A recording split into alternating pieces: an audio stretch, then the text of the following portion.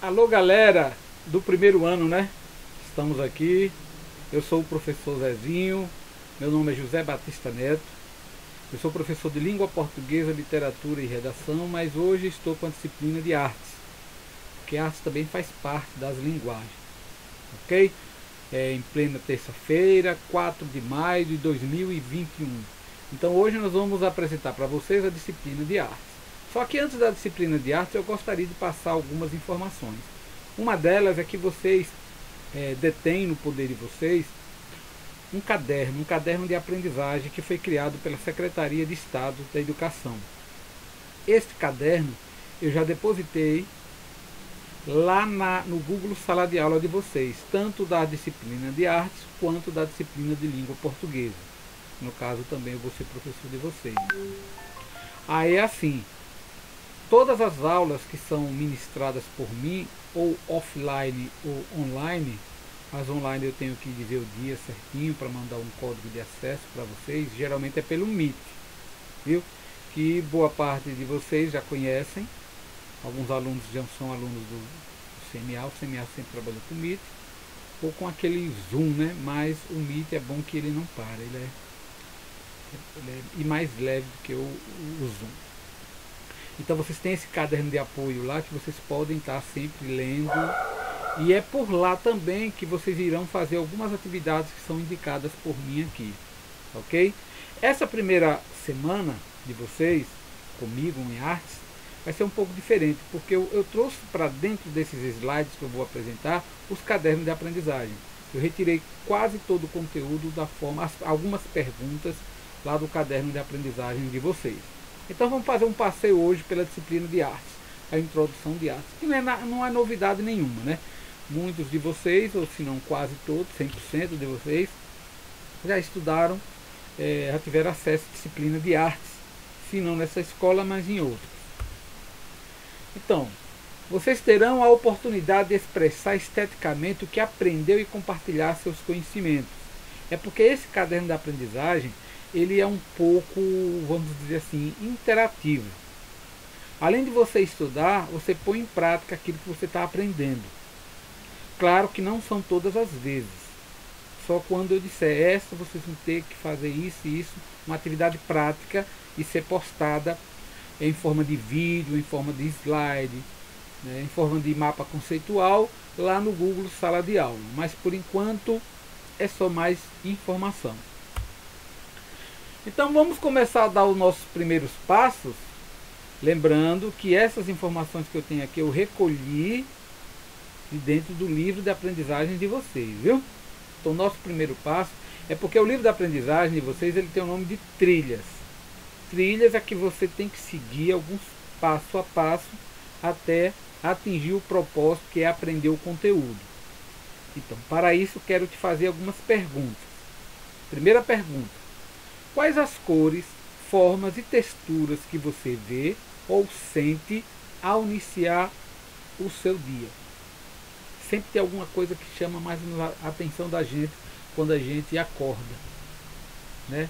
Será que é o próprio tempo, o amanhecer, quando dá aquela sensação de chuva, que a gente está lá no quentinho e acorda? Segunda pergunta: você já parou para pensar que esses elementos fazem parte do cotidiano, que é uma coisa do nosso dia a dia? Ou então você acorda e já sente aquele cheiro do café que sua mãe está fazendo, seu pai, né? Ou da comida, porque tem pessoas que gostam de cozinhar logo cedo. O cheiro, né? A cor, a textura das coisas. Por exemplo, o cara acorda logo cedo e vai comer uma jaca, né? A textura da jaca, cheia de espinhos, né? Espinhos ou gondos, não sei como é o nome daquilo, mas é uma textura meio forte, né? Que arranha, né? A forma, se é arredondada, ou se é algum outro elemento que é quadrado. Onde podemos encontrá-los?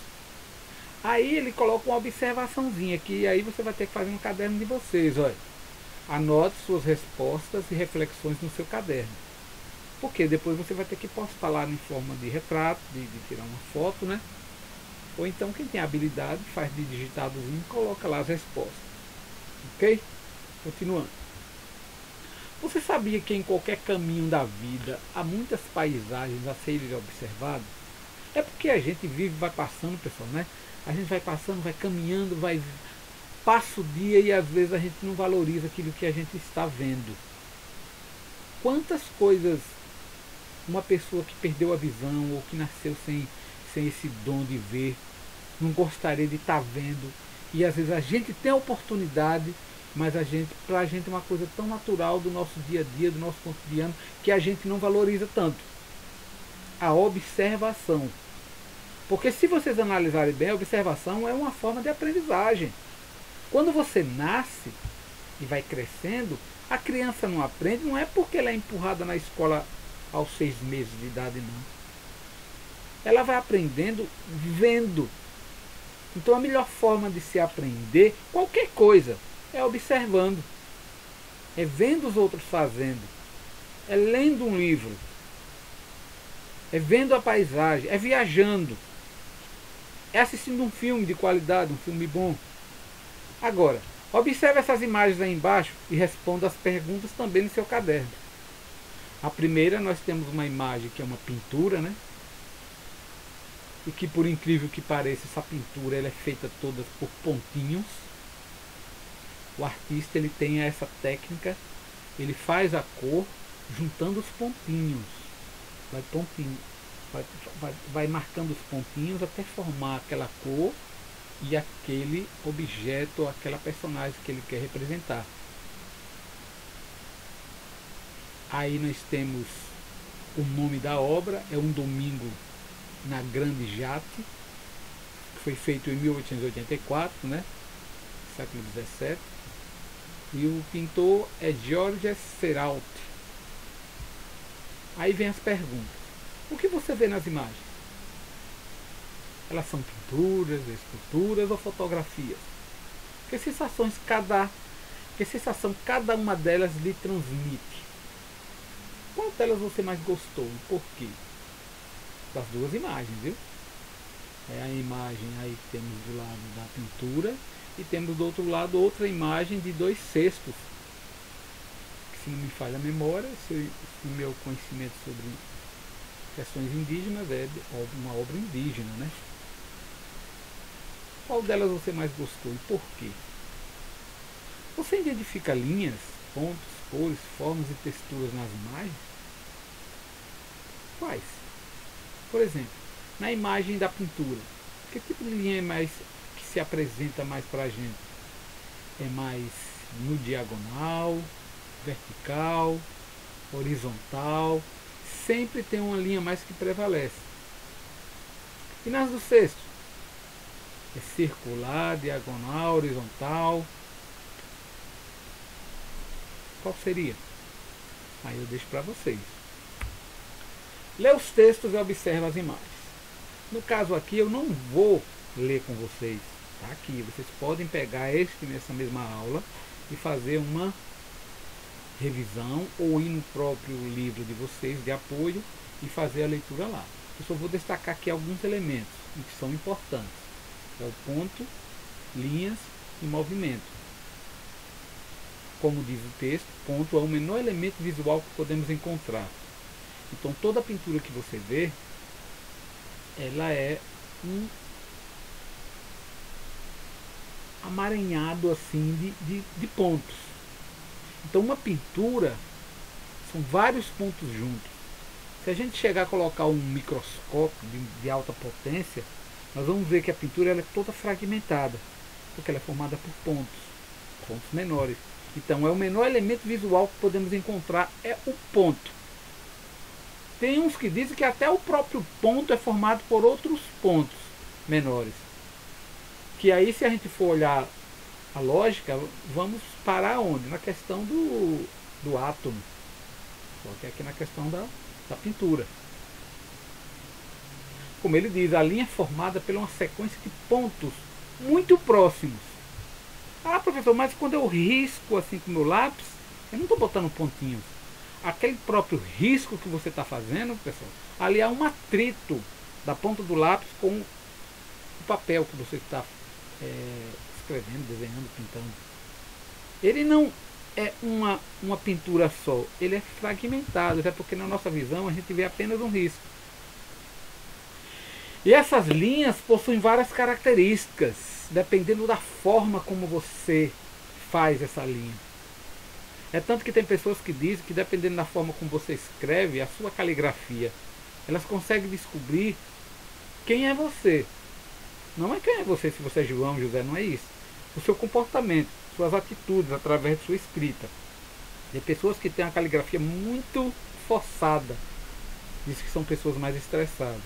Outras têm as letrinhas bem redondinhas, bonitinhas. Usa outro tipo de linha. Diz que são pessoas mais calmas. E isso eu não estou falando por mim não, porque eu não entendo nada disso não. Isso é um ramo lá da psicologia que fala sobre isso. Então a própria linha ela determina fatores fortes, fatores fracos. A redonda simboliza uma coisa, reta significa outra, curvada. Cada linha contém uma característica, cada característica da linha é atribuída uma ideia para aquilo ali. Né? Então é interessante. É interessante. Agora sim, façam a leitura do que é ponto, linhas e movimento. Que até a própria posição das linhas, ela diz se o elemento está em movimento ou não. Vocês é porque é primeiro ano, mas quando vocês chegarem no terceiro ano, vocês vão se deparar com um conteúdo chamado de futurismo. Lá início do século XX, foi uma corrente europeia, né, da literatura e da cultura, né, da literatura, cultura e escultura. E lá eles pintavam de uma forma que provocava na imagem um movimento. É como se você estivesse vendo aquele ser que foi pintado em movimento, porque eles utilizavam linhas que levavam as pessoas a crer que aquele objeto está em movimento.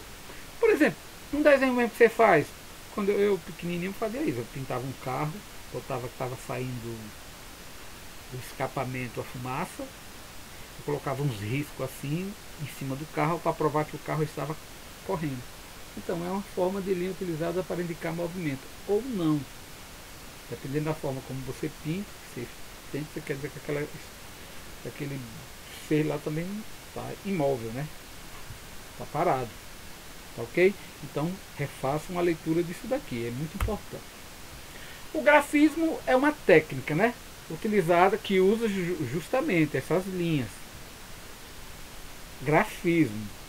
Cuidado porque existem algumas pessoas que dizem que são que fazem esse tipo de arte, só que acabam criando outro problema que é a pinchação. Né? O grafismo é uma técnica que prioriza as formas, cores, os detalhes. Existem pessoas que são famosas mundialmente por essa técnica de reprodução. Tanto o grafismo quanto a fotografia, né? Também são formas de você. Tem pessoas que pensam que tirar uma foto é chegar ali, olhar o objeto e pá, tirei a foto. Mas existe toda uma técnica, há um posicionamento, há uma forma. Tem pessoas que pensam que quem tem que botar pose é quem vai ser retratado, né? Mas é um pouco ao contrário. Quem tem que procurar a posição melhor de tirar foto é o cidadão que está com a máquina na mão. Então existem fotos belíssimas que devem ser vistas. A natureza está aí para a gente tirar fotos tem pessoas que recebem até dinheiro por uma foto. E nessas fotos, a pessoa que está tirando a foto, ela tem que respeitar essa questão das linhas também.